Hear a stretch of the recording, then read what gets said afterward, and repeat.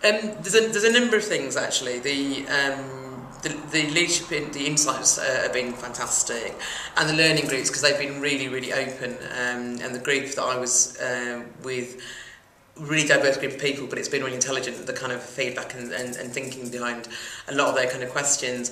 But the visits have been fantastic, and especially in Wilson Green, which, being such a big prison in Birmingham, which I've driven past several times, you don't really understand actually the impact that it has, what it represents within the city, and also it's a very Victorian building, and to be sitting in a Victorian building talking about leadership management and transformational change and organisational change going forward, where you've got a foot in the future but you're actually in a building that is set in the past, is quite an interesting, and there's an interesting place to be. There's a real dichotomy in what you're talking about and where you're physically talking about that in as well.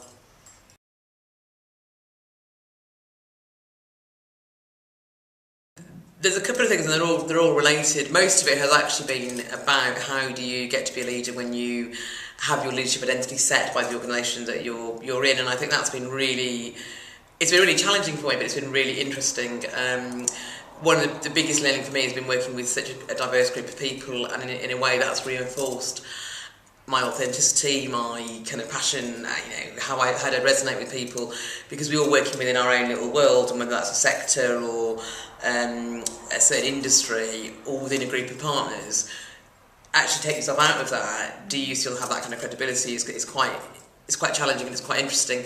So actually being able to be seen in the same way by people who don't know what I do or don't work in my world has been really interesting. It has also, though, made me really look at how I communicate, because we all speak in our own language, and again, so one of the biggest things is being able to communicate the passion with which that I have for the sector I work in, but actually communicate that to different people who would not necessarily understand all the acronyms that I would use.